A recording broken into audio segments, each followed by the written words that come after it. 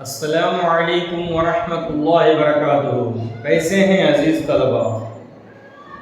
آج ہم لوگ اس ویڈیو میں سبق نمبر 11 جس کا نام ہے غزل، اس کے لکھنے والے شاعر ہیں پروفیسر مغنی تبسم، دیکھ لیں گے۔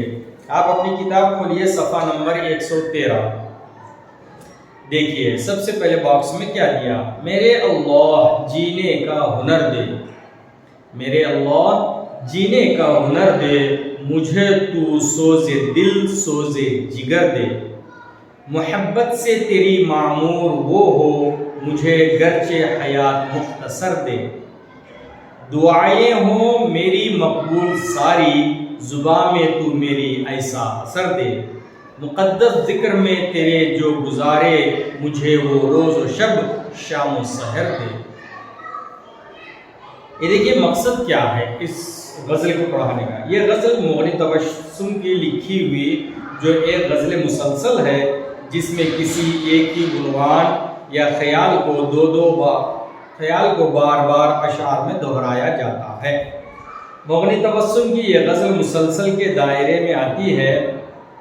اس غزل کے سبھی اشعار اپنے ناکردہ گناہ کی تلافی اور اللہ سے رحم و کرم کی امید رکھنا ہے، اس کی بڑائی اور صفات کو بیان کر کے اس کے بتائے ہوئے راستے پر چلنے اور ہدایات پانے کی کوشش کرنا ہے، اور اللہ تعالیٰ گناہگار بندوں کی رہبری کس طرح کرتا ہے، اللہ کے سامنے ہمیں اپنے گناہوں سے توبہ کرنا اور اللہ سے مدد مانگنا چاہیے۔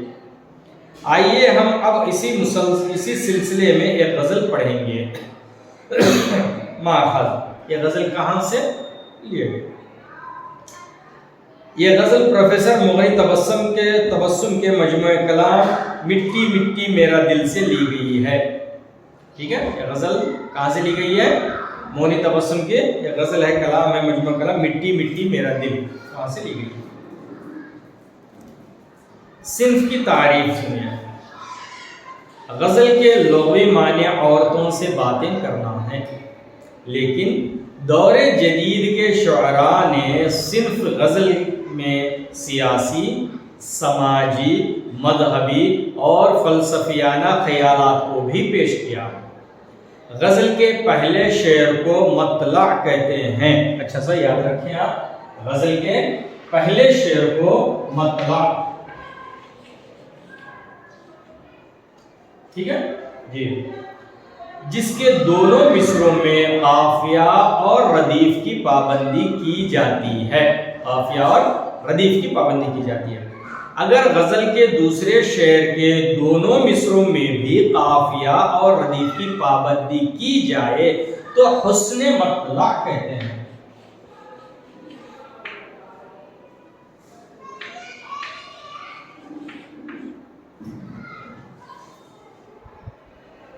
حسن مطلع کہلاتا ہے۔ غزل کا آخری شعر مقطع کہلاتا ہے۔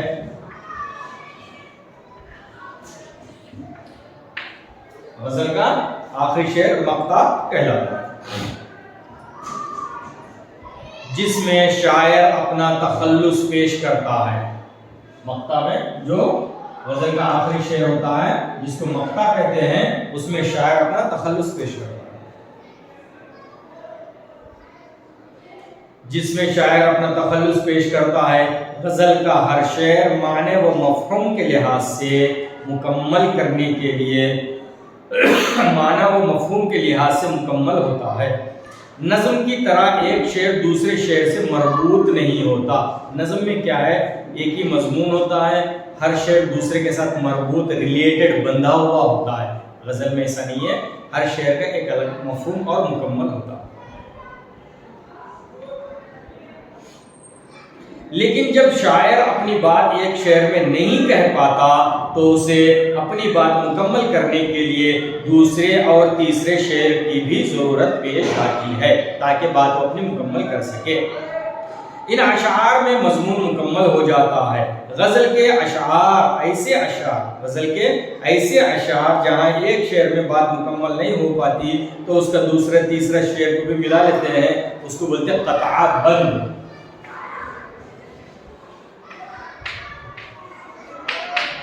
قطع بند۔ اس کی پہچان کے لیے ایسے اشعار میں چھوٹا سا قاف بھی لکھتے ہیں، دیکھ لیجئے۔ قطع بند اشعار کے لیے عام طور پر غزل کے مصروں کے درمیان قاف بطور اشارہ لکھا جاتا ہے۔ شعر کا آخری لفظ جس کی تکرار تمام اشعار کے دوسرے مصروں میں کی جاتی ہے اس کو ردیف کہتے ہیں۔ شعر کا جو آخری لفظ ہوتا ہے، ردیف سے پہلے آنے والے ہم وزن الفاظ، ردیف سے پہلے آنے والے ہم وزن الفاظ کو قافیہ کہتے ہیں۔ جو آخری لفظ ہوتا ہے اس کو کیا کہتے ہیں؟ ردیف۔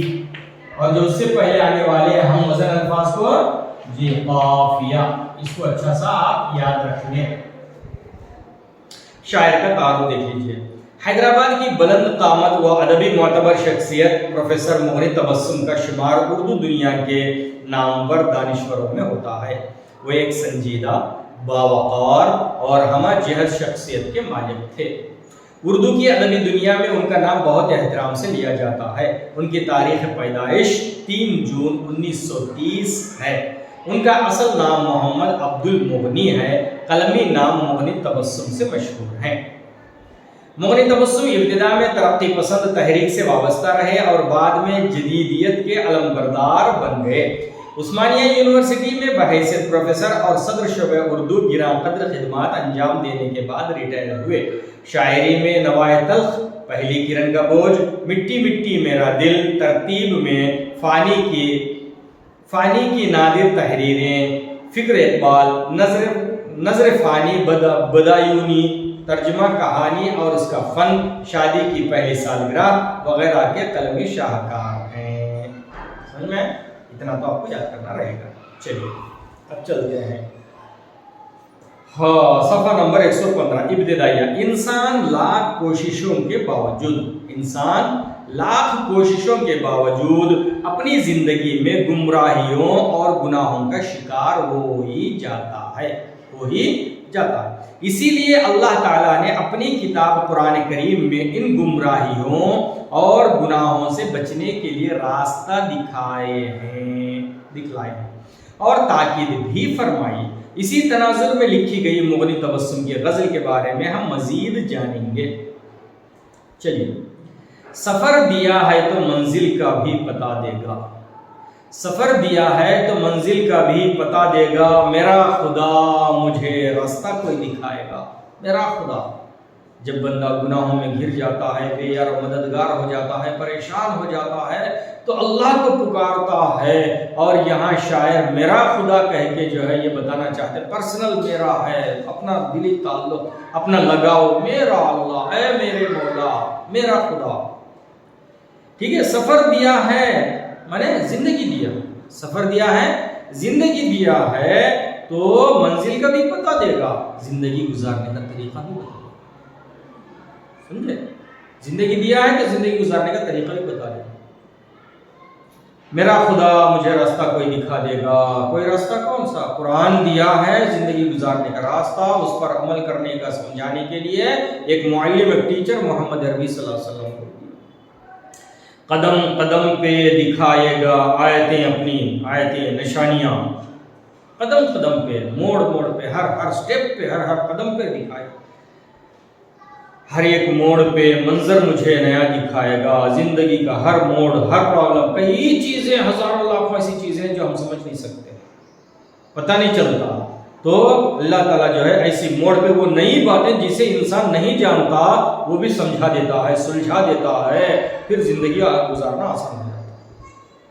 لپیٹ دے گا مجھے ظلمتوں کی چادر میں، لپیٹ دے گا مجھے ظلمتوں کی چادر میں، بہت سارے گناہ ہیں، ہر طرف گناہ، زندگی بھر گناہ ہے پڑی ہوئی ہے، تو سارے گناہوں کو لپیٹ دے گا چادر میں۔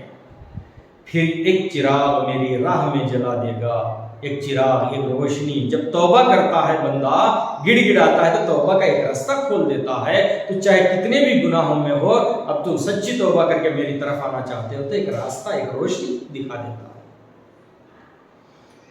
بڑھا کے دل میں کسی انتظار کی لذت، بڑھا کے دل میں کسی انتظار کی لذت، دل میں بڑھا دیا، زندگی میں کیا کام کرنا ہے؟ جنت، जन्नत मिलेगी, जन्नत में ये मिलेंगे, जन्नत में अल्लाह के दीदार होगा, ये होगा, सारी चीज़ें जन्नत में ऐसे हैं, हूर हैं, बागात हैं, नहर हैं, सारी चीज़ें हैं, आपकी ख्वाहिश पूरी होगी। एक इंतज़ार की लज्जत आया, बस तुम अच्छी ज़िंदगी गुजारो, नेकियां करो, अल्लाह को राज़ी करो, जैसे ही मौत आएगी जन्नत में जाना है। लगा के इंतज़ार की लज्जत बढ़ा के दिल में किसी इंतज़ार की जन्नत की लज्जत, नज़र के वास्ते तारों का सिलसिला दिया, नजर के वास्ते तारों का सिलसिला, एक रास्ता बना दिया, एक चीज आपके सामने दे दी कि अब चलो तुम इसको तय करते चले जाओ। रखेगा मुझको सदा जब्र की पनाहों में, हाँ डराता है जब्र की पनाहों में, अल्लाह के खौफ, अल्लाह के अजाब में, जी उसका खौफ, उसका डर। रखेगा मुझे सदा, सदा मैंने हमेशा, जब्र की पनाहों में, उसके खौफ के पनाहों में। जो ख्वाब देखने लग जाऊं तो जगा देगा, जैसे ही मैं फिर गुनाहों के, गफलत की वजह से गुनाहों में फंस जाऊं, कहीं गुनाहों में चले जाता हूं तो जगा देता है। नहीं, अल्लाह ताला जो है समझाता है, कहीं नुकसान पहुंचा के, कभी ये करके वो करके जगा देता है कि नहीं तुमको सुधरना है, नहीं तुमको संभलना है, देखो आगे का रास्ता तुम भूल रहे हो, अल्लाह का अजाब है, अल्लाह का खौफ और जबर है, जाबिर है, पकड़ने वाला है, समझा देता है। जो ख्वाब देखने लग जाऊं यानी गफलत में आ जाऊं तो जगा देता है, जगा देगा। देखिए तशरीह, सफर दिया है तो मंजिल का भी बता देगा, मेरा खुदा मुझे रास्ता कोई दिखा देगा। शायर अपने खुदा से नाउम्मीद नहीं है, इसलिए कि अल्लाह ने जब इंसान को जिंदगी दी है तो उसको गुजारने का सलीका भी सिखलाया, और जिंदगी का इख्तिताम भी कैसा हो बता दिया है शायर ने। मेरा खुदा के इस्तेमाल से शायर शेर में जान डाल दी है। यूं तो खुदा सभी का है, लेकिन जब आदमी परेशानियों में घिर जाता है तो बेसाख्ता मेरे अल्लाह बोलता, बेसाख्ता मेरे अल्लाह ही पुकारता है, गोया अल्लाह सिर्फ उसी का है। शायर ने खुदा के तय यानी खुदा के बारे में अपनी वारफ्तगी, दीवानगी और बेसाख्तगी के इजहार में मेरे अल्लाह का खूब इस्तेमाल किया।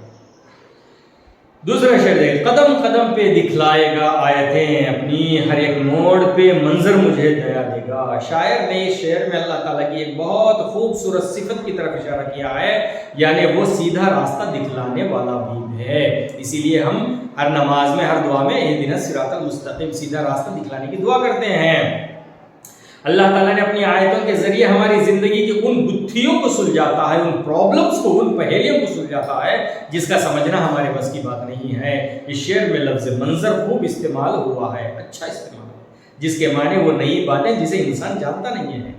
लपेट देगा मुझे जुल्मतों की चादर में, जुल्मतों गुनाहों के अंधेरों की चादर, फिर एक चिराग मेरी राह में जला देगा। इंसानी फितरत में गुनाहों का तस्वुर हमेशा ही रहा, और जब इंसान दानाई में किए गए अपने गुनाहों के समंदर को देखता है तो मायूस हो जाता है।